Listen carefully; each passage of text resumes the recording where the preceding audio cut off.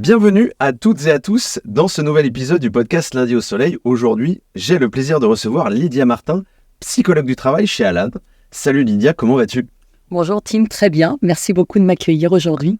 Alors moi, je suis très content de te recevoir et d'avoir l'occasion d'échanger avec toi dans le podcast. L'épisode du jour, il va être, à mon avis, très intéressant parce qu'on va parler de psychologie en entreprise. C'est un sujet qui est assez inédit, en tout cas dans le podcast, ça c'est sûr, et puis qui est finalement assez peu répandu peut-être dans les podcasts, sauf dans certains dont tu nous parleras un peu plus tard. Et puis on a envie de connaître un peu les coulisses de ce rôle en entreprise, l'approche, son apport dans l'entreprise, son rapport aussi aux salariés, puis tout ce qui tourne autour, voilà, la vision. Avant de s'y coller, il y a toujours un classique, en revanche, dans le podcast. Ce sont des questions que je pose à chaque fois. Est-ce que le lundi, tu le passes au soleil ou au boulot ?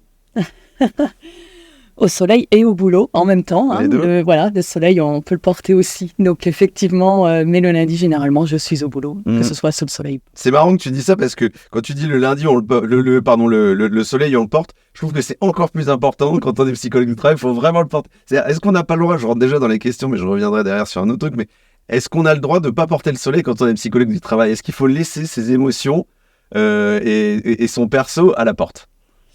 Alors ça, c'est très compliqué parce qu'on le porte aussi, mais effectivement, on essaie de mettre une certaine distance entre ce que l'on peut ressentir et à la fois ce que l'on peut observer. Après, on peut complètement formuler ce que l'on ressent, il n'y a pas de... Voilà, mais c'est important en tout cas de ne pas se laisser envahir. Ok. C'est plus facile de les exprimer, de dire bah là, voilà ce que ça convoque, voilà ce que je ressens, plutôt que de faire comme si on ne ressentait rien et au final, les émotions sont complètement dans notre façon de regarder la situation, ils vont nous encombrer, quoi. Ok, bon, j'ai hâte qu'on rentre dans cette discussion-là. On va rentrer bien évidemment dans un niveau de granularité plus important juste après. Moi, j'ai une deuxième question que je pose souvent et qui est, je pense, assez intéressante pour toi. C'est que d'habitude, je reçois plutôt des entrepreneurs, femmes, hommes, ou tout simplement des salariés, etc. Et je leur demande à quoi ils ressemblent leur lundi. Et toi, t'es psychologue, c'est peut-être un petit peu différent. Désolé pour les idées reçues, mais à quoi il ressemble ton lundi ? À tous les autres jours de la semaine. Ok, c'est le même, toujours la même structure. Voilà, toujours la même structure. Il ressemble à une journée qui va être faite à la fois de choses qui sont planifiées et de beaucoup d'imprévus, et ça c'est le cœur du travail, c'est-à-dire qu'on a beau savoir ce que l'on va faire, et derrière ça ne se passe jamais comme on l'a prévu, et on fait avec ça. Ok. Et on reviendra sur cette notion de séquençage de journée. Je pense que c'est intéressant de se dire, effectivement, il y a des choses qui sont très structurées, qui peuvent être des rendez-vous, etc. Et puis à un moment, il y a des urgences à gérer. Je pense que c'est très important.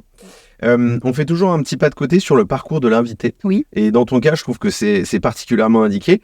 Est-ce que tu peux nous raconter ton parcours en quelques mots, en revanche, effectivement, comment t'as baigné dans la psychologie, par quelles entreprises t'es passé, etc. Alors, j'ai commencé par à peu près 2 ans dans les ressources humaines. Ce n'est pas du tout quelque chose qui me convenait. Et puis derrière, je suis très vite arrivée dans le conseil. Dans un premier temps, en conduite du changement, donc beaucoup dans des contextes de réorganisation. Derrière, je suis rentrée dans un cabinet de conseil plutôt RH. Donc là, c'était beaucoup plus polyvalent avec... il y avait de l'insertion professionnelle, aussi beaucoup de restructuration, de qualité de vie au travail, prévention des risques psychosociaux, tout ça, je pense que c'est vraiment le fil rouge de mon parcours, que ce soit en individuel ou en collectif. Avec de la formation, je suis passée par 6 ans à mon compte en tant que psychologue du travail. Et puis Alan est arrivé, donc Alan était au départ un client. Et j'ai apprécié travailler avec eux. Et inversement, puisqu'ils m'ont proposé de rentrer dans le processus de recrutement. Et voilà. Et aujourd'hui, donc, je suis chez Alan, qui est... où je développe toute la partie prévention et tout ce qui va être formation, Alan se positionnant vraiment sur un axe plutôt partenaire de santé et pas uniquement une mutuelle. Alors rien que sur cette réponse-là que tu me donnes, je te remercie d'ailleurs, j'ai une foultitude de questions. La première, c'est, tu dis que les RH, c'était pas fait pour toi, mais est-ce que finalement dans ces expériences RH, ça t'a apporté une espèce de base juste pour la suite, ou juste tu t'es dit je suis confronté à des choses à une immobilité ou des choses que tu n'avais pas envie de voir, et du coup tu t'es dit il faut que je crée un virage. Les deux, c'est-à-dire alors l'immobilité, elle est due aussi à la perception que l'on va avoir des situations et des salariés, et ça effectivement je l'ai ressenti très fortement quand j'intervenais dans des services de ressources humaines, et puis je continue à le percevoir, c'est-à-dire ce qui va être le plus compliqué, c'est de sortir d'une perception où on va enfermer sa pensée et l'autre dans quelque chose qui va devenir ce n'est plus possible. Petite anecdote, dernièrement encore, dans un contexte de fusion, on me disait les salariés sont en colère et les managers sont à bout. On peut comprendre, bien sûr. C'est très compliqué d'être face à des salariés en colère, qui sont dans la plainte. Mais face à l'incertitude, ce qu'il faut voir, c'est qu'ils ont peur, c'est qu'ils ont des craintes de perdre leurs compétences, leur travail. Il y a beaucoup de choses qui se jouent. Et si on ne va pas analyser ça, on passe à côté. Donc voilà. Et ça, effectivement, je l'ai ressenti, je l'ai vécu lorsque j'étais dans les ressources humaines, au-delà de la répétition des choses qui étaient beaucoup plus... un travail écrasé par beaucoup d'administratifs plus que de l'accompagnement. Bien sûr, complètement. Et ça, c'est pas le fait de tous les professionnels des ressources humaines qui émettent vraiment du sien. Mais au final, effectivement, le métier n'est pas celui que j'espérais. Je trouvais plus de ressources que d'humains. Mais d'ailleurs, c'est quand même un métier en mutation. C'est-à-dire qu'aujourd'hui, cette dimension administrative, je généralise pas, mais dans un certain nombre de boîtes, vient être questionnée. Et on a effectivement une dimension accompagnement, je trouve, qui vient se rajouter, en tout cas dans un certain nombre de boîtes. Loin s'en faut toutes les boîtes, bien évidemment, mais je trouve que alors je te raconte un peu ma vie, mais je voulais faire un post sur le RH, ce métier complètement décrié, parce qu'en fait le RH c'est un peu comme le postier qui t'apporte, tu sais, soit des amendes, soit des lettres du trésor public, tu vois. Et le RH c'est le mec que tu vas voir parce que t'as une couille en fait. T'as une merde dans ton job, ou parce que lui, il va t'annoncer une mauvaise nouvelle. Non, t'as pas t'augmenté, t'es viré, t'es machin, tu vois, et donc c'est pour ça que ce job, il a été souvent décrié, craint, et c'est pour ça qu'on n'a jamais réussi à craquer cette dimension conseil, ce qui aujourd'hui, je trouve quand même un peu en train de changer. Enfin, il y a des signaux positifs. Et tu dirais que, est-ce qu'aujourd'hui, ces deux métiers-là, le métier que tu es de psychologue du travail et celui de RH, il y a des ramifications aujourd'hui, plus qu'il y a 5 ou 10 ans? Alors complètement, parce que le RH est de plus en plus... Alors je suis complètement en phase avec ce que tu as dit, et je pense qu'il faut aussi faire une distinction en fonction de la taille de l'entreprise, de la culture de l'entreprise. Les startups et le CAC 40 sont deux mondes très différents aussi. Je confirme. Par contre, effectivement, le RH va avoir, comme le manager, de plus en plus à amener cette question des risques psychosociaux dans son travail, et notamment avec l'écoute, une nouvelle posture. Et là où le psychologue du travail, on va venir en renfort, c'est tout simplement parce qu'ils ne sont pas toujours préparés ni formés à ça. Souvent, ils vont nous dire « oui, mais je ne suis pas psy ». C'est-à-dire qu'en s'engouffrant, soit ça reste à un niveau qui est accessible pour eux, et ils vont pouvoir aider la personne et l'accompagner, notamment sur le projet professionnel, soit ils vont s'engouffrer dans quelque chose qui va effectivement aller au-delà. Alors, premier postulat, le travail réactive des choses qui sont en nous et qui vont effectivement... ouvrir une boîte de Pandore, et le RH va se retrouver face à quelque chose où ils vont nous solliciter en disant là, c'est complexe, je n'y arrive pas, où ils vont aussi parfois malheureusement évacuer en disant oui, mais les salariés ont aussi des problèmes personnels. C'est vrai, on en a tous. La question est plutôt de savoir comment le travail peut nous aider à y faire face et ne pas amener toujours le travail sous son pan négatif de souffrance, mais aussi de plaisir, de construction de soi, de développement de compétences, de réalisation. On existe au travail, et c'est ce qui peut nous permettre de faire face à des situations personnelles complexes. Et ça, les RH ne sont pas toujours prêts. La formation RH ne prend pas en compte ces dimensions-là.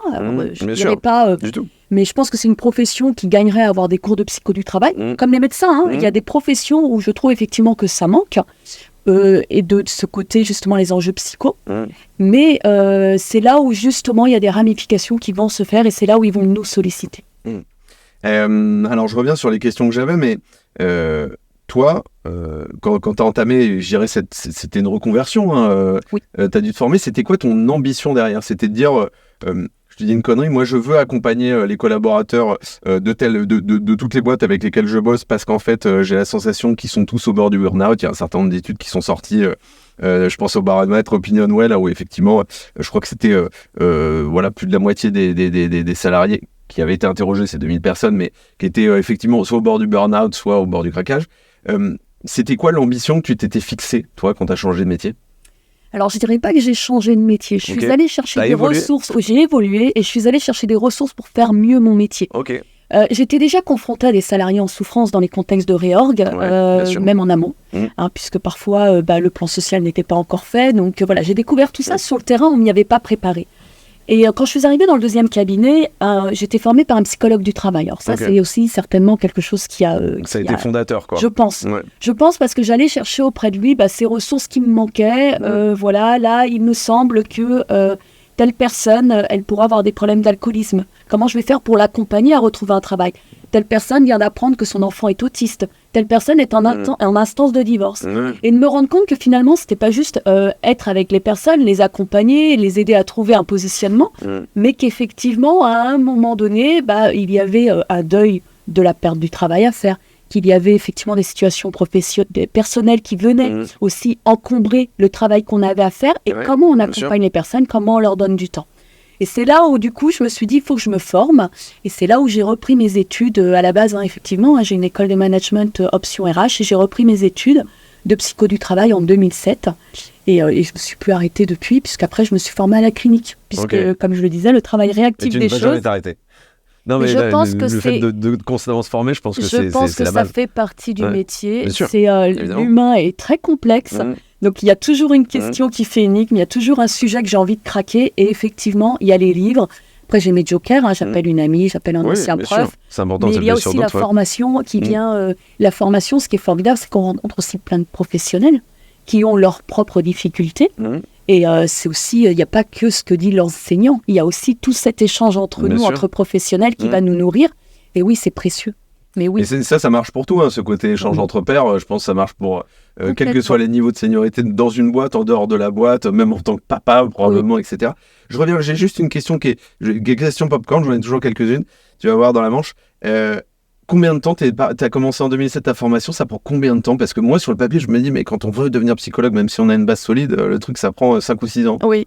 C'est ça. Ok, c'est ça. Alors, moi, mais entre-temps, t'as des stages très pratico-pratiques et tout. Alors, moi, j'étais déjà sur le terrain. Donc, j'ai pu, via un rapport, valider ces stages-là. C'est-à-dire, on m'a pas demandé de retourner en entreprise puisque j'y étais déjà depuis un certain temps. Donc, j'ai mis 4 ans parce que j'avais déjà dans mon cursus RH des cours de psycho. J'ai pu valider certaines choses. Mais il y a toute la base psycho du développement, psychoclinique, psychocognitif. Voilà, il y a toute une base où on est obligé de reprendre et c'est très bien. Donc j'ai fait 4 ans pour obtenir le titre de psychologue. Et puis bien sûr, une fois qu'on est dedans, j'ai poursuivi par une thèse parce que je ne voulais pas que ça s'arrête. Parce que la machine se met en route et du coup c'est passionnant. Et donc j'ai refait 3 ans supplémentaires de doctorat où là on est en plein cœur de l'analyse du travail. C'est ça qui est passionnant. C'est finalement comment on va craquer des situations, tout ce qui est résistance dans le travail, comment on va analyser ça, comment on va observer pour justement, ce que je disais, comprendre les enjeux psychologiques et pas être uniquement sur des raccourcis et des réponses rapides, mais finalement qui ne nous amènent pas à améliorer les choses. Alors, on va rentrer dans le détail des responsabilités que toi, tu as eues sur ton parcours et que tu as également aujourd'hui chez Alan. J'ai quand même juste une question avant, parce que celle-ci, je ne me l'étais pas notée, j'ai peur de l'oublier, et je trouve qu'elle est importante. C'est-à-dire que, tu vois, tout à l'heure, tu parlais de sujets précis, alcoolisme, divorce, ce genre de choses, qui sont finalement des problèmes très personnels. En fait, est-ce que le psychologue du travail, c'est quelqu'un qui vient, qui est un facilitateur parce que c'est des gens qui, au quotidien, potentiellement une population qui ne feront pas la démarche proactivement de faire un travail d'introspection, psychologue ou psychiatrie, peu importe, ou plus largement coaching, peu importe. C'est justement ce côté où, en fait, toi, tu vas aller les chercher plutôt que eux viennent chercher cette solution-là. Alors, il y a deux choses. J'aime assez le mot facilitateur, on pourrait parler aussi de médiateur. C'est effectivement entre l'individu, c'est toujours un individu qui rencontre une situation de travail. Il me semble que le psychologue du travail, on est entre les deux. Et de se dire finalement comment on va aider justement l'organisation du travail à réaménager le travail, à repenser les choses pour ne pas mettre plus cette personne en difficulté. Ça, c'est la première chose. Et la deuxième chose qui se situe plus du côté de l'individu, c'est très coûteux. C'est très coûteux de se dire j'ai un problème. C'est très coûteux de se dire je vais commencer un travail. C'est coûteux de se dire j'ai des problèmes d'alcool, je suis alcoolique. Et puis c'est énergivore aussi. Exactement. Donc du coup, effectivement, en amenant la question autrement, parfois on arrive à poser cette médiation pour continuer à faire ce que tu dois faire et pas tout perdre finalement. L'idée est de maintenir les personnes en difficulté au travail en les réinsérant, en aménageant les choses et non pas en mettant de côté des personnes qui pourraient être étiquetées comme étant vulnérables. Bien sûr. La vulnérabilité, j'ai envie de dire, elle est humaine. On est tous vulnérables. Un jour, un événement nous le rappelle. Voilà. Et donc, c'est face à ces événements-là qui peuvent arriver dans la sphère privée, comment on va accompagner ces personnes à trouver leur place au travail. Et je reviens sur ce que je disais, à faire en sorte que le travail soit une ressource et non pas quelque chose de supplémentaire qui va écraser la personne, mais vraiment une ressource pour permettre à la personne de continuer à se construire ou de se reconstruire. Donc ça, c'est, tu nous décris à peu près la fiche de poste du périmètre d'action du psychologue du travail. Est-ce qu'il y a... Non, il y a d'autres choses dedans? Il y a d'autres choses, oui. C'est beaucoup Alors, plus touffu. Voilà, là, on parlait vraiment, parce qu'on parlait de mon parcours sur l'insertion. Bien sûr. Par contre, alors, le psychologue du travail, l'objectif premier est vraiment d'amener l'organisation du travail à se remettre en cause. Et c'est pas simple. Et c'est là où se trouvent certaines résistances et les difficultés du métier. C'est pas possible, j'ai pas le temps, de toute façon la charge de travail fait partie du métier, voilà. Et c'est dénouer ces nœuds-là pour pouvoir justement redonner un peu de possible et de perspective aux salariés, parce que si plus rien n'est possible, finalement on est juste en train de leur dire il y a des choses qui sont pénibles, voire il y a de la souffrance, mais ça ne changera pas. Et ça, c'est pas possible, c'est pas audible. L'idée est vraiment, du coup, d'analyser le travail sur l'organisation du travail. Qu'est-ce qui, dans l'organisation du travail, va générer des risques qui vont mettre en difficulté les salariés et comment on peut réduire derrière ces risques-là pour pouvoir transformer les choses. Alors, ça peut passer par une enquête sur les risques psychosociaux. Ça peut passer sur aussi des ateliers. La dernière fois, alors il y a 2 semaines, mi-juin, j'étais avec tout un groupe de RH. Et à la fin de l'atelier, pour moi, c'est vraiment une réussite. Peu importe ce qui s'est passé pendant l'atelier ou pas, c'est qu'ils ont dit ce serait bien qu'on maintienne ces temps d'échange entre nous. Et là, pour moi, c'est gagné. C'est qu'ils ont compris que finalement, entre eux, ils ont aussi des ressources, ce qu'on disait tout à l'heure, le collectif, les professionnels entre eux, parler des situations de travail que l'on rencontre, ce qu'on arrive à faire, ce que l'on a du mal à dénouer, ce qui fait énigme, ce qui nous bloque, ce qui va nous agacer. J'essaie aussi de les mettre à l'aise là-dessus. C'est comme si les RH et les managers n'avaient pas le droit d'être agacés. Non. Voilà, c'est un message important. Toutes les strates. Exactement, pour toutes les strates. Mais d'où l'intérêt de travailler peut-être en collectif, en tripartite, et pas de rester en one-one, en face-à-face avec un salarié qui va nous agacer. Parce qu'une chose est sûre, et d'expérience je le confirme, chacun, de son côté, avec les difficultés qu'il rencontre, fait du mieux qu'il peut, avec toutes les bonnes intentions du monde. Et le bagage qu'il a. Et les bagages qu'il a. Malgré toutes les défenses qu'il va se mettre de dire le problème c'est l'autre, au final il fait quand même tout ce qu'il peut et avec beaucoup de bonne volonté. Oui, avec les biais, effectivement. Avec les biais qu'on a tous. Alors, on va rentrer dans un niveau de détail un peu plus important dans 2 minutes, mais j'ai quand même une question importante, c'est... Quelle est la différence, ça n'est pas une blague, mais quelle est la différence entre le job que tu faisais avant où tu intervenais en tant que psy dans plusieurs structures, de manière peut-être sporadique ou très très ciblée, tu vas nous dire ça, et là où chez Alan, où aujourd'hui j'imagine que tu as un spectre quand même finalement assez large d'intervention. Est-ce que tu peux nous détailler un peu ça? Désolé, la question est large, mais je trouve que vraiment j'ai pas envie de confronter les deux, mais je pense que c'est pas la même mission, c'est pas le même poste. Pourtant, il y a beaucoup de similitudes, mais effectivement, il y a des différences. Avant, dans le monde du conseil, j'intervenais auprès d'entreprises et j'étais beaucoup sur le terrain. Et on développait beaucoup d'offres sur mesure en fonction des difficultés que rencontraient les professionnels. Tout simplement parce que dans le conseil, tu prends en compte, tu analyses la demande du client, du RH qui rencontre une difficulté et tu t'y adaptes. Là, aujourd'hui, chez Alan, ce ne sont plus des clients, mais des adhérents, en tout cas de mon côté. Ça reste des RH. Et l'idée est, malgré tout, de les aider à résoudre un certain nombre de problèmes, mais dans le périmètre que l'on s'est fixé. C'est-à-dire comme on offre une partie, quasiment toute l'intervention, il n'y a que les ateliers supplémentaires qui sont payants. Tout le reste est vraiment offert aux adhérents. Et ça, c'est une grande différence. Et du coup, on va leur proposer le plan de prévention, on va mettre en place des ateliers, mais je vais rester dans ce périmètre que l'on a développé. Et je vais pas... alors, on a développé dernièrement une offre parce que c'était très récurrent. C'est ce qu'on a appelé les situations de crise, c'est-à-dire le décès d'un salarié. Et j'ai envie de dire, comme assureur, on est complètement confronté à ça. De fait, oui, bien sûr. Des burn-out, le harcèlement, ce qu'on va appeler des situations qui peuvent être prévenues mais qui arrivent quand même, comme le burn-out et le harcèlement, et toutes les autres situations qui font partie des imprévus. Un accident de la ligne, le décès d'un salarié, d'un conjoint, une agression aussi. On a eu des situations où les salariés, dans certains événements ou en entrant chez eux, se sont fait agresser. et on les accompagne. Donc ça, on l'a développé. Mais on va pas faire du sur-mesure comme je faisais avant. On va vraiment rester sur cet accompagnement. Sur des thématiques très marquées, autour des risques psychosociaux pour les réduire et puis amener nos adhérents à avoir un environnement le plus sain possible. Et à savoir qu'ils ont aussi leur part. C'est vraiment de la collaboration puisque sans eux, on ne peut pas. Et alors, moi, la question que j'ai là-dessus, c'est du coup, loin de moi l'idée de critiquer, je te rassure, mais vas-y, parlons-en. T'interviens en... si je suis un peu saligo, t'interviens en pansement, en pompier, t'interviens sur des situations très ciblées, très, très identifiées. Est-ce que parfois t'interviens de manière très proactive où tu vas aussi aller chercher, tu vois, sans forcément qu'il y ait un besoin, est-ce que d'aller chercher effectivement juste la discussion, la compréhension, etc. Alors, je suis pas toute seule, on est vraiment en équipe, donc il y a d'autres rôles aussi. On a des personnes qui vont justement accompagner ce qu'on appelle les key account managers, qui vont être vraiment dans le suivi.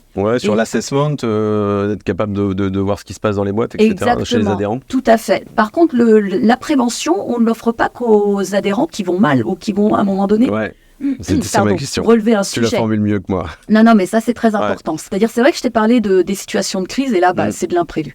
Ça surgit, on est en pompier, tu as raison de le dire.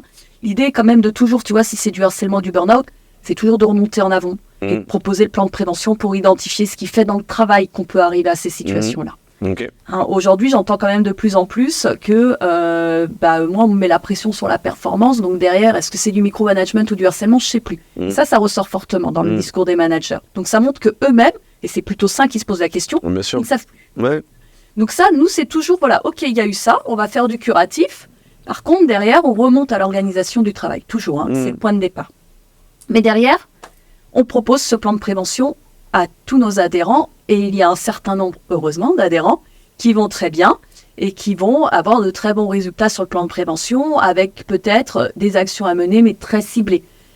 Les risques professionnels dépendent aussi de la taille de la société générale, la plupart du temps, parce que tu peux avoir aussi des situations très toxiques dans des petites entreprises. Bien sûr. Mais la plupart du temps, les plans de prévention sont, il y a une action à mener dans les petites structures et plus tu grossis, plus tu as d'actions à mener parce que plus tu as de salariés et plus ça s'amplifie. Mais notre objectif est toujours de remonter au niveau de la prévention et la prévention, elle se passe au niveau de l'identification des risques et de l'organisation du travail. Voilà. Par contre, bien sûr, et après on a toute une équipe de thérapeutes qui vont eux aussi réparer les dégâts. Mais notre idée, en tout cas en tant que psychologue du travail, je suis toujours en amont et j'essaie toujours de remonter en amont, quelle que soit la situation. Alors merci pour cette réponse. Je me dis, c'est quoi on parlait d'ambition tout à l'heure, mais c'est quoi le plus gros défi auquel toi t'es confronté? C'est-à-dire, est-ce que c'est la résolution des situations, c'est le bien-être, en fait, le développement du bien-être d'un collaborateur, d'un collectif, parce que tu parlais de collectif aussi tout à l'heure, et je pense que c'est très important. Quel est le plus gros défi auquel tu fais face? Quand le collectif prend en main le sujet, j'ai envie de dire le relais est pris dans les situations de travail. Facile. Mais bien sûr, parce que ça veut dire que sur le terrain, là dernièrement et en interne, il y a un mois, donc début juin, une de mes collègues qui a été formée aux risques psychosociaux me disait je vais former mon équipe. Et j'ai trouvé ça génial. Le relais, on s'approprie un sujet, le relais est pris. Donc ça, c'est pas pour moi, c'est pas un défi, c'est plus la cerise sur le gâteau. Je garde ça à l'esprit et j'insiste beaucoup sur le collectif, mais parfois ça se fait, ça se fait pas. Exactement. Le gros défi, c'est tout ce qui va être enquisté au niveau de l'organisation et de la culture. C'est pas possible. Bien sûr. Et le RH qui va, et je le sens, que l'on va suivre aussi de façon un peu plus serrée, parce qu'il n'y a pas que lui, il va devoir convaincre sa direction. Et il connaît très bien sa direction. Et dans le discours du RH, je fais même des hypothèses sur le discours de la direction. C'est-à-dire que tu connais, parce que tu as été confronté, bien sûr. Quand le RH lui-même, tu le sens enquisté, englué, ça va être compliqué, c'est pas possible, on n'a pas le temps, les équipes vont pas prendre du temps. Tu sais que derrière, ce qui est insufflé par la direction va en ce sens. C'est performance à fond. Et on sait qu'aujourd'hui, de la performance uniquement, c'est ce qui amène les indicateurs qu'on a sur la santé au travail, qui ne sont pas glorieux. Complètement. Voilà. Donc ça, c'est le sujet le plus complexe. Comment, finalement, on amène une entreprise à prendre conscience qu'elle peut avoir une belle culture, mais que ça ne veut pas dire qu'elle n'ait pas des choses à modifier. Et pour y arriver, c'est les petits pas. C'est sûr que si on arrive tout de suite avec la grosse valise, oui, c'est les petits pas. Et si on commençait par ça, et tout doucement... On teste, on voit si ça fonctionne. Exactement. Et si ça fonctionne, là, on peut aller plus loin. Si ça fonctionne pas, on réajuste, mais c'est compliqué. Hein, voilà. Et du coup, là-dessus, c'est quoi toi, est-ce que t'estimes que tu as un rôle à jouer là-dedans ou qu'en fait tu l'as pas? Parce que si tu as un rôle à jouer, pour moi, tu as presque une posture de coach ou de change manager, je sais pas, mais où tu estimes que c'est pas à toi d'apprendre ce rôle. Toi, tu dis, voilà, en fait, ça fait partie d'un des enjeux que vous avez, etc. Après, c'est pas mon sujet. Alors, entre les deux, c'est-à-dire, on n'est pas des coachs, on s'appuie vraiment sur des outils concrets et pas uniquement sur le dialogue qu'on peut avoir sur les dirigeants. On va pas partir que de la parole des dirigeants, par exemple. Ce qui est beaucoup fait en executive coaching ou les managers, voilà, en les coachant, en se disant, voilà, et ça reste de l'individuel et du curatif. Hein. Ouais. Ça, c'est très important. Je confirme. Par contre, quand je dis entre les deux, il y a une co-responsabilité. J'ai du mal à me retirer. Moi, je suis tenace. C'est bien. Alors bien sûr qu'en face ça résiste de trop, mais je le dis. Voilà. Et à partir du moment où je le dis, je me dis j'ai fait ce que j'avais à faire. Ouais. C'est entendu, pas entendu. Je peux dire on peut se revoir dans un mois pour en rediscuter, mais les choses sont dites. J'ai l'impression que c'est bloqué. Mais il y a une co-responsabilité. Je leur dis bien sans vous je peux pas. Mais c'est comme un individu qui va mal. Ouais, je le dis aussi, sans vous je peux pas. Il doit y avoir une sincérité et une envie dans la démarche, quoi. Et des deux côtés. Moi, je l'ai personnellement, parce que je sais que derrière, ça impacte un certain nombre de personnes. Derrière, il faut effectivement que les dirigeants soient aussi en capacité de se dire, on va pas tout transformer, ce qu'on a fait est bien. On n'est pas là non plus pour tout remettre en cause, nous, en tant que psychologue du travail. Par contre, il y a des choses à revoir.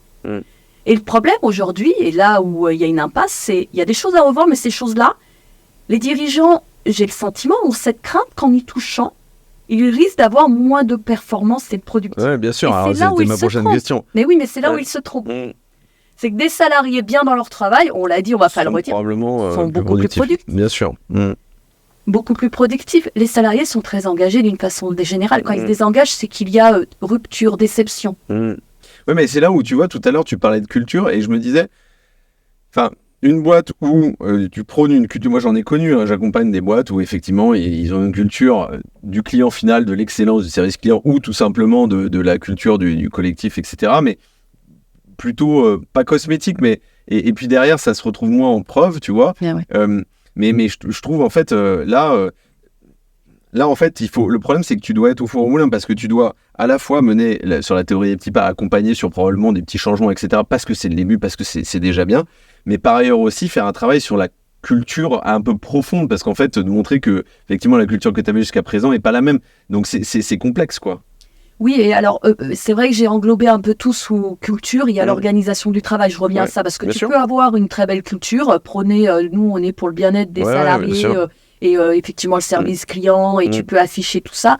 Effectivement, ça ne veut pas dire que derrière, malgré la volonté d'eux, il n'y ait pas des endroits où ça craque. Hein. Ouais, bien sûr. Donc il y a aussi l'organisation du travail. Et l'organisation du travail, c'est pas uniquement celle qui est en haut et qui redescend, c'est celle qui va s'installer à tous les niveaux de l'entreprise. Plus l'entreprise est grande, plus tu peux avoir des endroits où ça se passe très bien. Parce qu'il y a un manager qui va aussi insuffler quelque chose, être moteur, et à un autre endroit, ça va être très compliqué parce que le manager aussi va peut-être vivre la pression du haut autrement et va répercuter ça. Dernièrement, j'ai encore entendu, oui, mais ça se répercute en cascade. Le stress se répercute en cascade, et c'est vrai. Donc voilà, et ça c'est important aussi. Donc je reviendrai plus à l'organisation du travail, qui est à revoir par endroit, par équipe, et pas uniquement au niveau global. Mais ça, tout le monde n'est pas prêt à la questionner.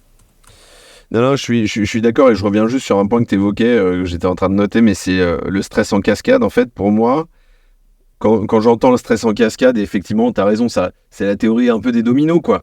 Et la question que j'ai, qui est peut-être un peu bête, mais ou un peu naïve, c'est est-ce que dans des organisations potentiellement, pas forcément holacratie, etc., juste des organisations un petit peu moins nivelées, on va dire, est-ce que justement cette notion de stress en cascade, elle est moins présente ou est-ce qu'en fait, il n'y a pas de différence? Ça dépend des dirigeants. Ok. Il y a des dirigeants à tous les niveaux, puisqu'on forme aussi les top managers, et puis alors c'est souvent moi en plus qui y vais.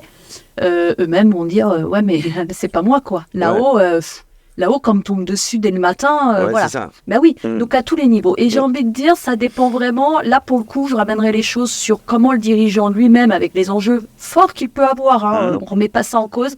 va réguler ou pas lui-même et puis aussi d'amener une autre pensée là-dessus, c'est-à-dire c'est pas uniquement réguler cette pression qu'il va avoir et que peut-être les actionnaires dans certaines situations et dans beaucoup de situations lui mettent, mais c'est aussi de se dire au-delà de la performance c'est pas en tapant, c'est contre-productif quoi.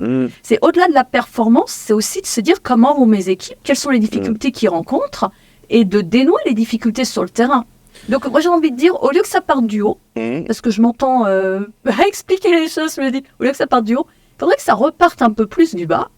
Et au lieu que ce soit un peu plus de performance, je te tape dessus, parce que, entre guillemets, je te tape dessus. Mais bon, ça peut être ça, ça peut être symbolique, la violence. Et c'est de repartir du bas. Qu'est-ce qui fait qu'il y a à certains endroits des problèmes de performance, de comprendre les difficultés que les salariés rencontrent sur le terrain et d'essayer de les craquer, ces difficultés-là, au lieu de partir du haut en disant « ouais, t'as pas atteint tes objectifs ». Oui, mais est-ce que là-dessus, à la fois la place des émotions dans le travail et à la fois la place du perso dans le pro, ça a toujours été un peu tabou en France. Alors ça l'est moins, ça se détend petit à petit, mais est-ce que c'est aussi peut-être une peur des dirigeants, de certains patrons, etc. Justement, de ce côté un peu boîte de Pandore et de se dire, putain, en fait, j'ouvre un truc que soit je serais pas capable de maîtriser, soit moi, je suis pas à même de comprendre et pour le coup, c'est de la maturité. Complètement, et à 100%. J'ai déjà, alors il y a quelques années, ça va faire une dizaine d'années, un DRH qui me disait, je veux pas me tirer une balle dans le pied. Alors qu'il se la tire en faisant rien. Bien sûr.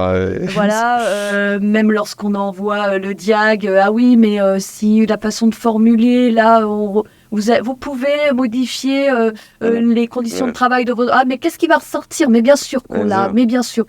Et j'ai envie de dire, c'est l'erreur à pas faire, parce que quand on commence à avoir peur de ça, déjà, ça montre qu'on est conscient qu'à un endroit, il y a des loups. Bien sûr, clairement. Évidemment. Et puis de deux, c'est là où on amplifie les choses au lieu de les réguler, de les traiter et de les prendre à bras le corps, quoi. Ouais, c'est en fait ce que j'aime bien là-dedans aussi, c'est effectivement et c'est tout ce qui est complexe dans ton métier, c'est comment il y a une notion d'accompagnement au changement en fait et d'évolution, de la mentalité, très clairement. Et je trouve que ça c'est une facette qui est pour le coup qui fait pas partie des responsabilités intrinsèques en tout cas de ce que toi tu dois faire. Et je trouve que c'est intéressant parce que tu vois quand même évoluer ou pas évoluer d'ailleurs les gens. Et du coup c'est le fait d'avoir, pardon pour l'expression un peu grossière, mais le cul entre deux chaises. Est-ce que le fait de ce grand écart où parfois tu as des boîtes qui sont imposées parce qu'en fait elles rencontrent une situation d'urgence, etc. Et d'autres qui pensent parce qu'en fait c'est une démarche un peu sincère. Est-ce que entre les deux, c'est pas difficile de jongler un peu avec ces types de situations ? C'est ce qui fait que les journées sont riches, parce qu'il y a des moments où effectivement c'est plus facile et on se dit même avec des collègues, j'interviens pas toute seule, bien sûr, toute seule en tout cas. On finit, alors ça se passe souvent à visio, on est dans un système très hybride, beaucoup à distance, et on va prendre 2 minutes à la fin, et parfois c'est juste se dire c'était bien là, voilà, juste ça, c'est-à-dire qu'on sent que la RH elle prend le sujet, elle va le mener, et là ça se fait tout seul. Ça veut pas dire qu'on passe pas un suivi derrière, quand même, bien sûr, parce qu'entre le sentiment qu'elle peut avoir et puis les difficultés qu'elle va rencontrer sur le terrain, il faut être derrière. Et puis il y a d'autres moments, c'est plus difficile, et l'idée c'est de se dire ok, comment je vais craquer ça, et on re-rencontre la personne, on en rediscute, tout doucement, les pas à pas. Derrière, là, je pense à une situation, j'ai re-rencontré la personne, je sens cette solitude, je sens ce besoin d'être rassurée, alors qu'elle a déjà mis beaucoup de choses en place et qu'elle est en train de très bien faire les choses, mais elle ne le sait pas. Et c'est rien d'entendre ça, on sent qu'elle se... Voilà, et on se revoit en août, voilà. Et on va accompagner tout doucement, et l'idée est de se dire on va essayer de craquer le sujet. Je ne sais pas si on y arrivera ou pas. C'est là où ça ne dépend pas de moi, et c'est là où il y a un côté frustrant aussi dans le métier, c'est qu'il y a des résistances qu'on n'arrive pas à lever, et c'est peut-être très bien aussi, on n'est pas tout puissant, voilà. Mais voilà, c'est ce mix entre les deux qui fait qu'on d'un côté on retrouve de l'énergie, de l'autre côté on en donne plus, et puis là ça s'équilibre. Et alors, et t'évoquais un point qui est intéressant, c'est ce côté hybride en fait. On imagine le métier de psychologue au sens large, et en particulier psychologue du travail, comme quelque chose de... Tu parlais tout à l'heure de sur le terrain, qui est là, etc.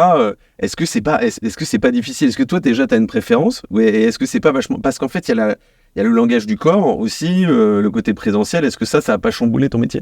Complètement. Complètement. Alors, étant donné que j'ai des relais, on va dire, qui vont aussi me faire des retours, mais je suis plus en intervention pendant plusieurs mois, semaines, auprès d'une entreprise, à rencontrer les personnes. En immersion et tout. En immersion, où effectivement là, tu vas en profondeur sur le sujet, mais à la fois, c'est aussi beaucoup plus complexe, parce que tu es beaucoup plus tiraillé. Oui, bien sûr. Entre la direction, comme tu es beaucoup plus là, la direction, les salariés, c'est très compliqué. Il faut tenir cette posture. Voilà. Et beaucoup plus complexe. Exactement, beaucoup plus complexe. Mais effectivement, tu as accès en termes d'analyse du travail, à plein de choses. Derrière, au départ, je craignais un petit peu ça. Et je suis agréablement surprise parce que, d'une, ça me préserve aussi de ça, de me dire il y a une posture à tenir que je tiens plus facilement aussi. Mais à la fois, je peux effectivement sur le non, le non-verbal, perdre certaines choses, même si en visio on voit beaucoup. Je vois celui qui va continuer à tapoter, on parle de déconnexion. Vous en pensez quoi? Voilà. C'est important de faire aussi l'effet miroir et de pourquoi on peut pas prendre 2 heures de son temps pour se poser un peu. Voilà. Mais derrière, on a des enquêtes. J'ai mes collègues qui sont sur le terrain beaucoup plus en contact avec les admins. On a un groupe de psychologues du travail qui travaillent avec nous, qui sont sur le terrain pour animer les ateliers. Donc je glane de l'information autrement et ça me permet aussi d'avoir plus de hauteur sur finalement et plus de distance sur finalement qu'est-ce qu'on peut mettre en place. Et après, me zoomer sur 2-3 choses en me disant je vais creuser ça. Et moi, je reprends la main pour creuser ça.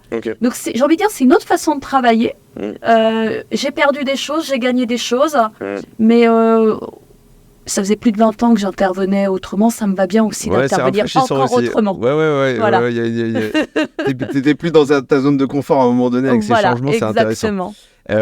Et tout à l'heure, tu évoquais un point qui m'intéresse tout particulièrement, c'est cette notion d'outil. Est-ce qu'aujourd'hui, alors je vais paraître un peu, je vais vulgariser, est-ce que toi, en tant que psychologue du travail, tu as une boîte à outils où en fait, juste, non, ton outil principal, c'est la parole, c'est l'échange et point barre et ça s'arrête là? Alors, beaucoup de choses passent par là, effectivement, parce que ça permet d'aller plus loin, de creuser, de comprendre. Je parlais tout à l'heure à RH qui va me dire j'ai pas le temps, je vais déjà comprendre ses propres contraintes. Comment peut-il, si lui n'a pas le temps, déployer quoi que ce soit au sein de l'entreprise? Donc ça passe beaucoup par la parole. L'observation, quand on est en situation de travail, là l'observation, je vais plutôt le faire au travers des outils que l'on a pour récupérer ces données-là. On fait aussi des recherches auprès de clients et derrière j'ai beaucoup de verbatim, donc je vais faire des analyses sémantiques de tout ça. Tu as une notion de questionnaire, d'interview, etc. Exactement, pour pouvoir glaner un maximum d'informations. Après les outils que l'on a, je parlais du plan de prévention, donc c'est toute une enquête qui va permettre justement d'analyser comment se sentent les salariés et comment améliorer les conditions de travail. Derrière, on a les ateliers que l'on veut très interactifs pour amener justement cette parole et que les personnes puissent se nourrir de ça. Donc sur des sujets précis quand même avec des exercices, c'est pas uniquement, ce sont pas des groupes de parole.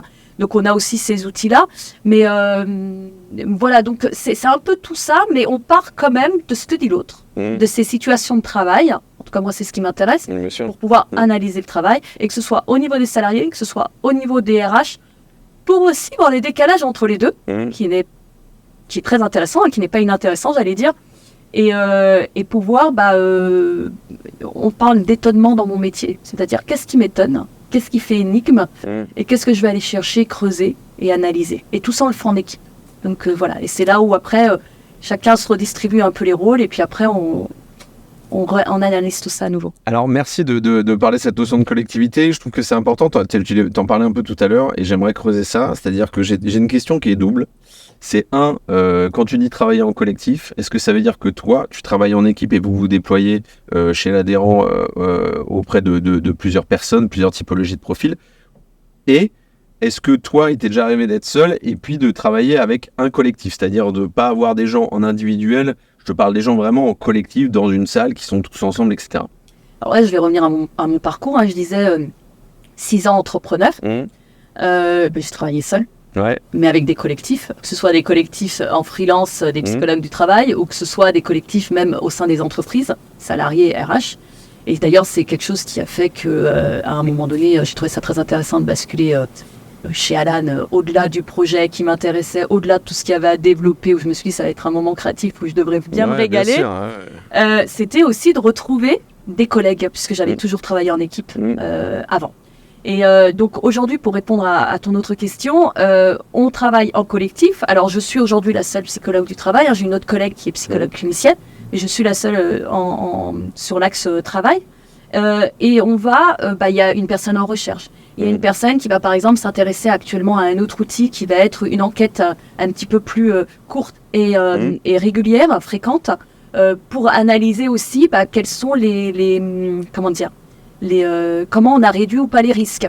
Et on va tous travailler ensemble, bien que ma posture soit un peu particulière, mais on va tous travailler ensemble, analyser les résultats ensemble. Quand ma collègue va faire une recherche, elle va nous transmettre les infos, on va l'analyser. Il y a les gens qui s'occupent du produit aussi que l'on développe, les ingénieurs, les designers. Alors, il faut avoir une appétence quand même autour de la santé, mais j'ai envie de dire, c'est peut-être moi qui suis un peu plus garante là-dessus au jour d'aujourd'hui, mais tous les autres métiers... Une notion systémique, quoi. Il y a une notion complètement systémique, très complémentaire, où on va analyser cette donnée-là avec nos différentes casquettes pour se dire qu'est-ce qu'on améliore. Et derrière, on va devoir prioriser parce qu'on a toujours envie d'améliorer plein de choses.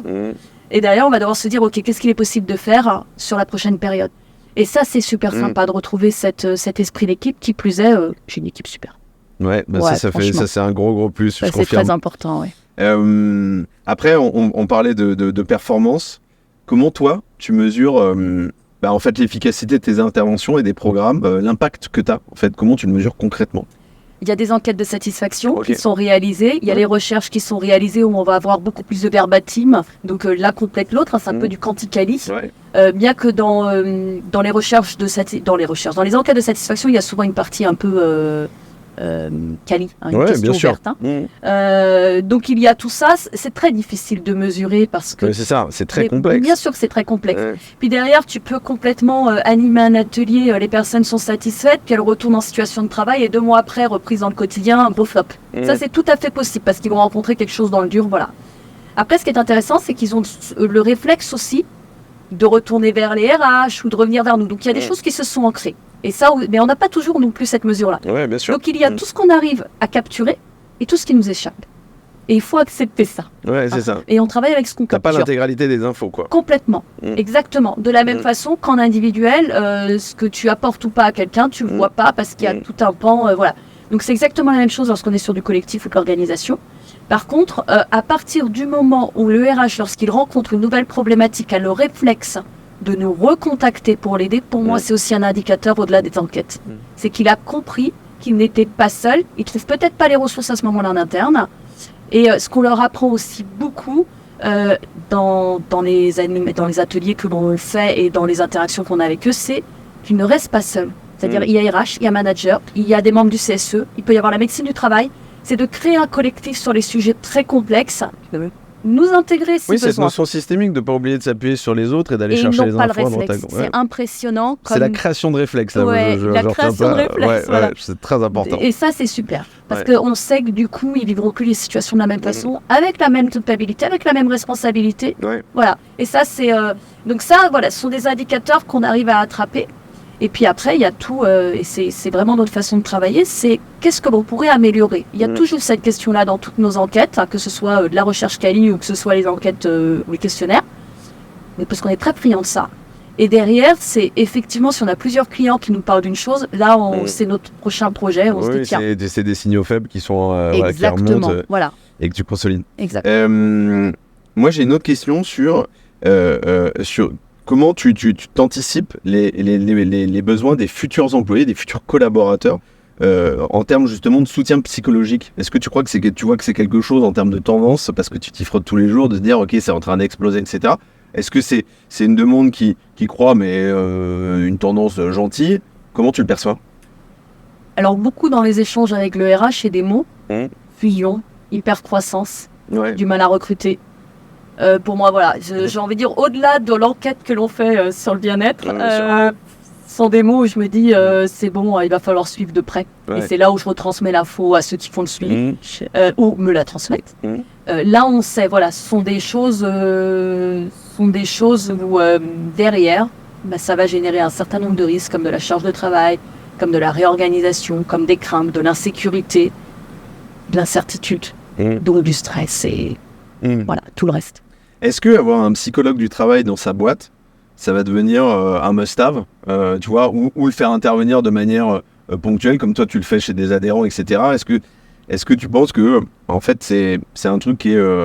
alors c'est difficile de te poser cette question, si tu vas me dire non, c'est pas du tout utile, etc. Mais ce que je veux dire, c'est que je me pose la question entre le fait de le faire intervenir à des moments clés ou d'avoir quelqu'un qui est disponible toute l'année, etc. Alors bien sûr, ça a un coût, etc. Mais est-ce que ça, c'est quelque chose qui, tu crois, qui va se développer? Alors, l'intervention des psychologues du travail, je pense que ça va se développer. Après, le comment, c'est une autre question. Parce que si on intègre un psychologue du travail au sein de l'entreprise et souvent, quand c'est le cas, il y a deux possibilités en fonction de la taille de l'entreprise. Soit au niveau des RH, et là, on en a parlé. Coup, il perd un peu aussi en légitimité, de fait. Bien sûr, il perd le côté distance, bien sûr. Ou service de santé au travail, ça c'est l'idéal. C'est-à-dire parce qu'on est avec d'autres professionnels de santé, des médecins du travail, des assistantes sociales, c'est fait dans les grands groupes. Oui, bien sûr. Et c'est fait aussi dans certains grands services de santé au travail indépendants. Et là c'est l'idéal parce que du coup on intervient vraiment sur ces questions de santé, comme nous on peut le faire, de se dire qu'est-ce qui se passe, et avec un regard extérieur. Et en interne, j'ai envie de dire, ce qu'il faudrait voir, c'est que le psychologue du travail, s'il est recruté, parce que c'est une très bonne chose qu'il soit recruté, ne soit pas rattaché au service RH. Comment faire en sorte qu'il puisse garder son indépendance? Est-ce qu'il faut créer une équipe spécifique? Mais oui. Mais je pense que c'est une vraie question. Je suis intervenue aussi dans le conseil. J'intervenais pas toujours avec la même liberté que je peux avoir ou que j'ai pu avoir à mon compte. Oui, avec des contraintes. Avec des contraintes, parce qu'on essaie toujours de trouver un compromis, mais il peut basculer d'un côté ou de l'autre le compromis, parce qu'il ne faut pas perdre le contrat. Le conseil, c'est ça. Donc voilà, c'est pas évident. A contrario, être sur... moi, j'aime bien l'aspect électron libre. Je pense que c'est alors, c'est une idée, parce que moi, d'extérieur, de néophyte, avec mon regard de néophyte, de débutant, mais je me dis, quand t'es lié à la santé au travail, t'as un côté un peu anxiogène. C'est-à-dire, quand on te dit santé, tu vas voir l'infirmière ou le médecin, parce que quand ça va pas bien, je trouve que le psychologue, il y a une notion de... C'est le cas du médecin, de l'infirmière aussi, il y a une notion de conseil, mais ce que je veux dire, c'est que, tu vois, dans la santé, t'as presque un côté un poil anxiogène. Tu vois, et du coup, est-ce que il est pas entre les deux quelque part? Est-ce qu'il est pas électron libre? Il peut l'être dans certaines structures, encore faut-il le laisser l'être, mais oui, je vois ce que tu veux dire, d'aller voir des professionnels de santé, c'est qu'on a un problème, comme service de santé au travail, par exemple, en internat, je vois. La demande, j'ai envie de dire, peu importe le poids d'entrée, un salarié déjà qui va dire je vais mal, que ce soit médecin du travail, ORH, quel que soit l'interlocuteur, le CSE, quel que soit l'interlocuteur qu'il trouve, c'est déjà un premier pas pour aller mieux. Oui, tout à fait. Pour l'inscrire dans quelque chose, s'il est pris en charge, attention. Parce que là-dessus aussi, mais bon, ce serait trop long, mais là-dessus aussi, c'est un sujet. Donc s'il est pris en charge. Derrière, comment garder cette indépendance du psychologue du travail? Est-ce que ce seraient des psychologues du travail qui seraient à leur compte et qui interviendraient uniquement en entreprise? Est-ce qu'ils feraient partie de l'entreprise, mais comment ils pourraient garder cette indépendance? C'est un vrai sujet. Est-ce que ce serait aussi les intégrer à tout ce qui est gestion de carrière, talent management? Pareil, en fonction de la culture d'entreprise. Je trouve que ça, c'est intéressant aussi, Voilà. Après, il y a des petites entreprises aujourd'hui, start-up, de 100-200 personnes, avec des RH encore très dans cette mouvance-là, et qui ne rencontrent pas encore beaucoup de risques, parce que voilà, c'est vrai que plus on a de risques, plus on adopte la posture, elle change. Là, est-ce que ça restera encore possible? Non, je pense que ça reste à penser. Moi, j'aime beaucoup l'idée quand même de maintenir cette indépendance, et qu'elle soit au sein de l'entreprise ou qu'elle soit en extérieur. Comment peut-elle... La richesse aussi du psychologue du travail, comment est-ce qu'il a fait personnellement à la richesse de tu vois, des lieux, quoi. Tu m'écoutes énormément, c'est un truc de dingue. J'écoute. C'est excellent. Mais non, mais je comprends. Ça. Je suis pas restée enfermée dans une boîte. Il y a le sujet de la crédibilité, de la légitimité, et il y a le sujet de l'intérêt aussi de la diversité, bien sûr. Et je pense que ce qui me plaît aussi chez Alan, c'est cette diversité des adhérents auxquels on est confronté. Et c'est mon parcours. J'ai toujours navigué dans plusieurs entreprises, et c'est ce qui fait qu'il n'y a pas... cette histoire de risque, elle dépend vraiment de la taille, de la culture, du secteur, du dirigeant, voilà. Parce que j'ai pu le rencontrer. C'est ce qui fait que, un, t'es tout terrain, deux, que tu réfléchis potentiellement mieux aussi. C'est pas que tu te fais moins chier, mais c'est hyper enrichissant. Oui. Et puis deux, potentiellement, tu trouves des situations, tu vas t'abreuver des situations que tu as connues au préalable. Quand tu es dans la même boîte, potentiellement, à un moment donné, ça fait 2 fois que je dis potentiellement, pardon, tu arrives avec des œillères, etc., tu arrives avec des automatismes. Et là, c'est un peu différent. Exactement. Alors, ce sont des personnes qui recherchent des réseaux. Ouais.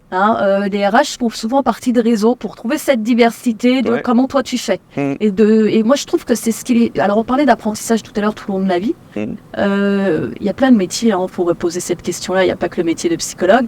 C'est de se dire, finalement, ne pas rester enfermé là où je suis en pensant qu'il n'y a pas une autre façon de penser ou de faire.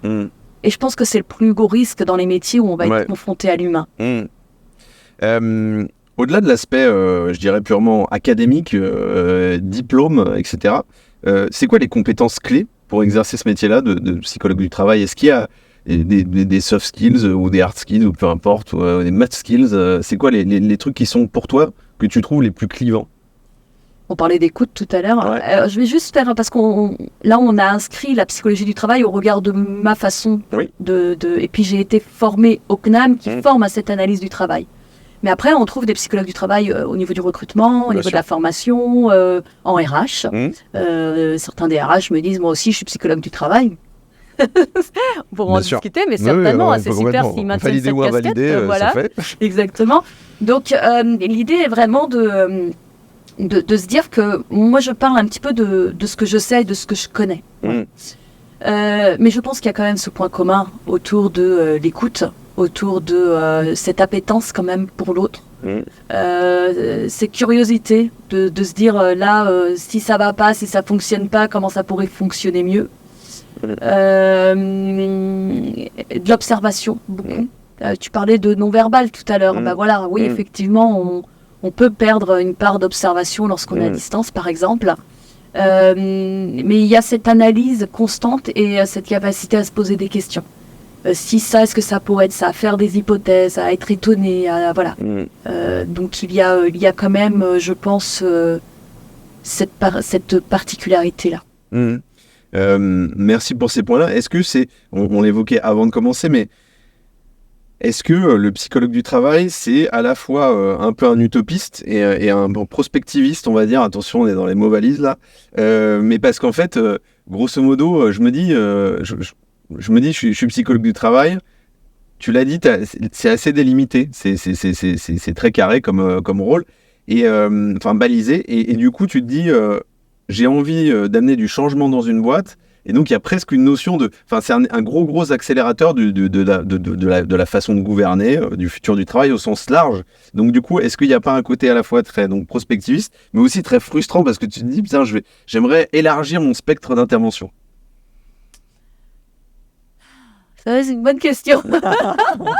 Je vais garder pour la fin. Je ne sais pas si je vais y répondre aujourd'hui. Je pense que je vais y réfléchir.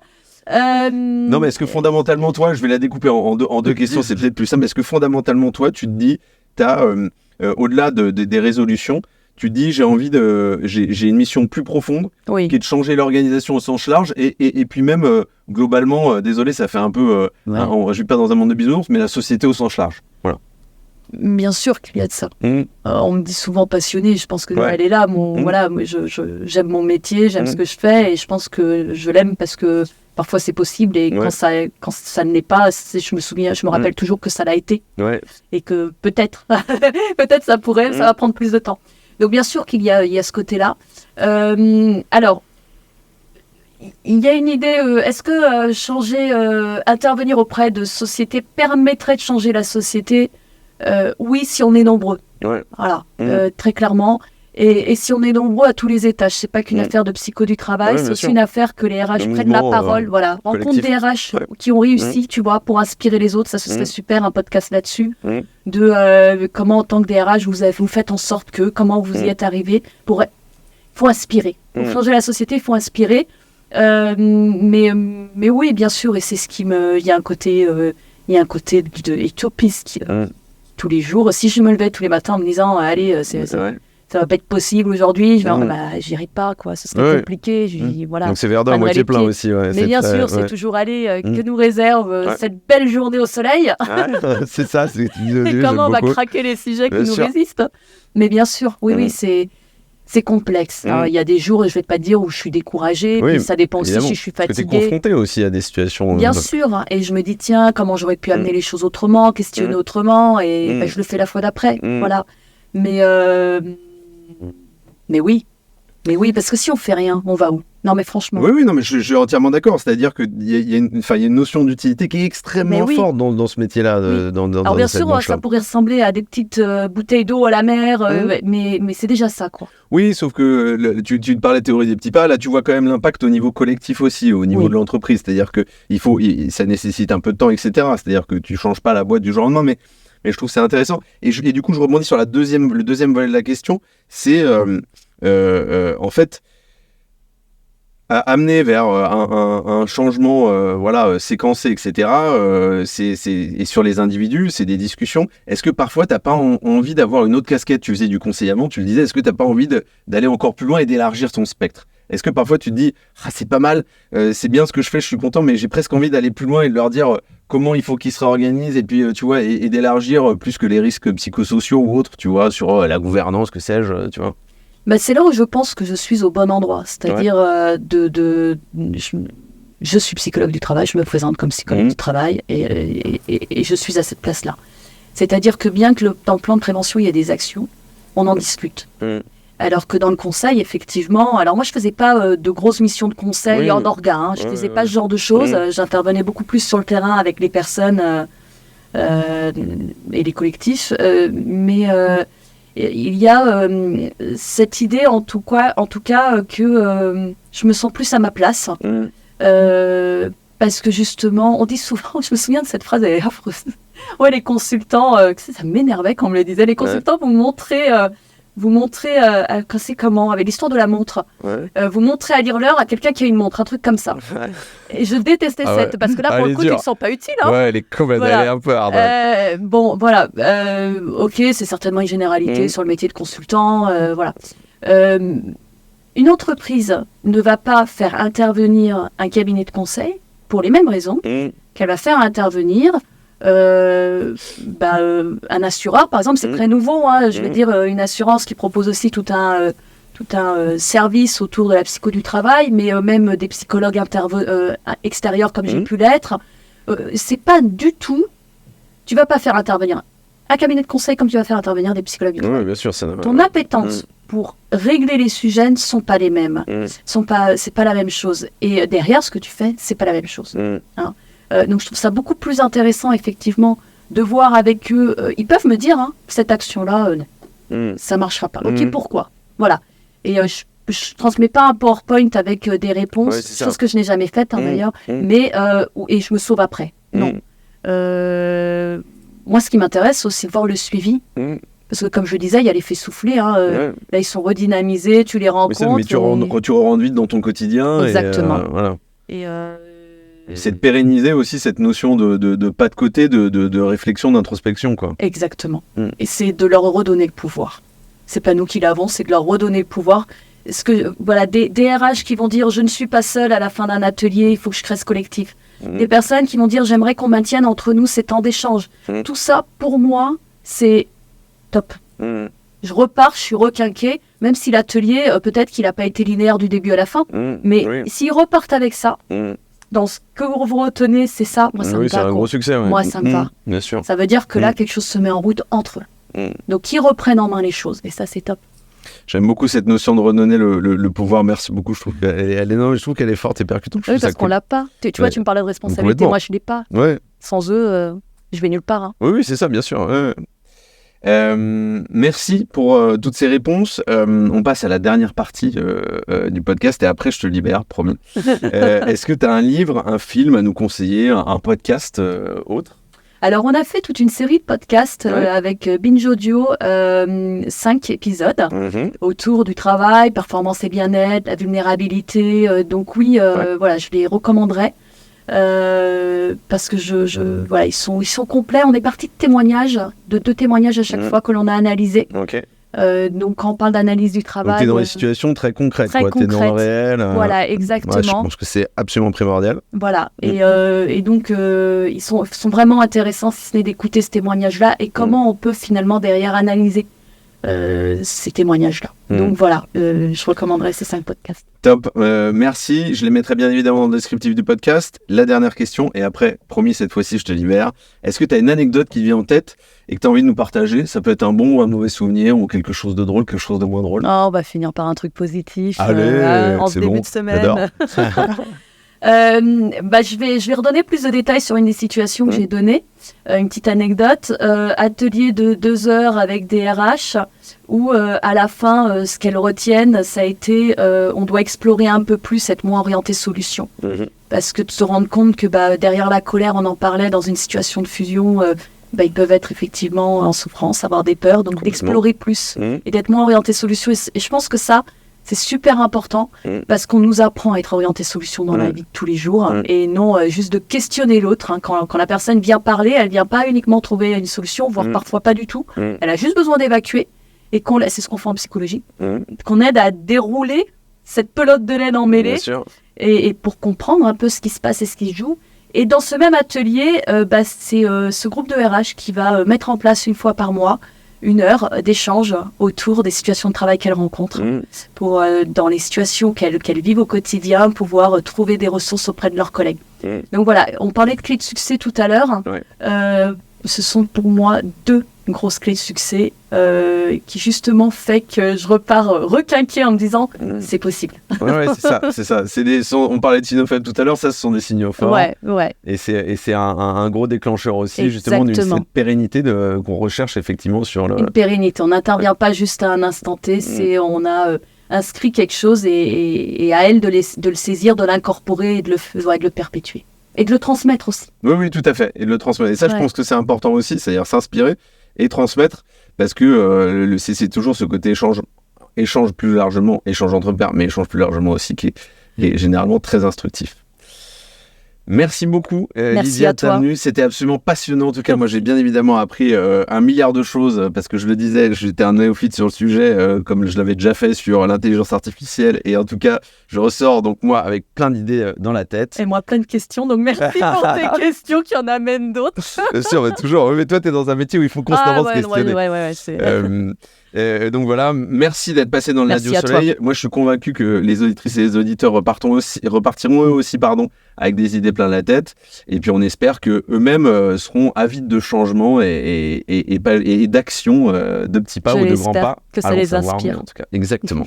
Merci beaucoup. Passe une très bonne semaine et à très bientôt. Merci à toi aussi. Au revoir. Au revoir.